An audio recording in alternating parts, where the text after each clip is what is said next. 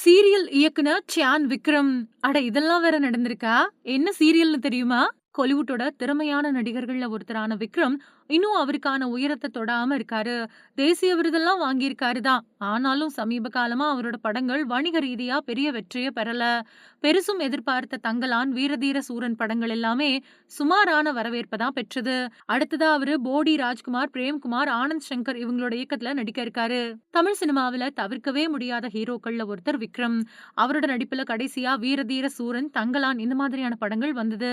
தங்கலான் படம் ரசிகர்களுக்கு அவ்வளவு ஈஸியா புரியல. அதன் காரணமா தோல்விய சந்திச்சது.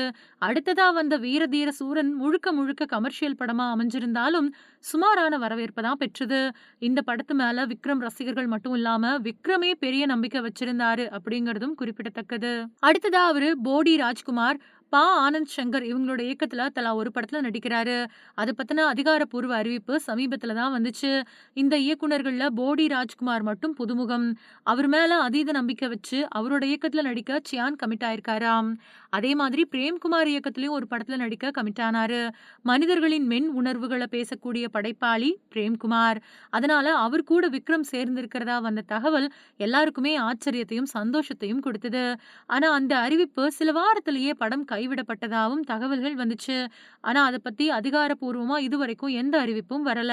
அதே மாதிரி மடோன் அஸ்வினி இயக்கத்துல அவர் நடிக்க இருந்த படமும் டிராப் ஆயிடுச்சாம்.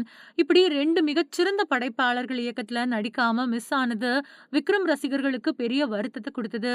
இப்படியே போய்கிட்டு இருந்தா என்ன ஆகுமோ அப்படின்னும் அவங்க புலம்ப ஆரம்பிச்சிருக்காங்க. விக்ரமுக்கு நடிப்பு மட்டும் இல்லாம பாடுறதுலயும் அதீத திறமை இருக்குது.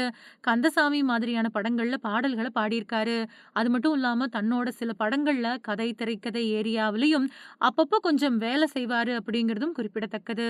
இந்த நிலையில அவர் இயக்குன சீரியல் பத்தி இப்போ தெரிய வந்திருக்கு. அதாவது 90கள்ல விக்ரம் திரைத்துறையில இருந்திருக்காரு.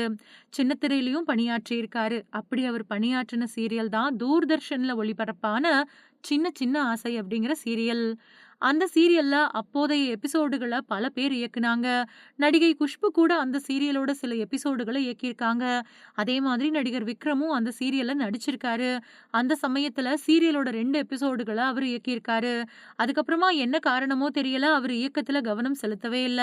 நடிப்புல பிஸி ஆயிட்டதால அந்த ஏரியா பக்கம் சியான் போகல அப்படின்னு தெரியுது. இந்த தகவல இயக்குனர் மீரா மஹதி அப்படிங்கிறவரு தன்னோட முகநூல் பக்கத்துல பகிர்ந்திருக்காரு.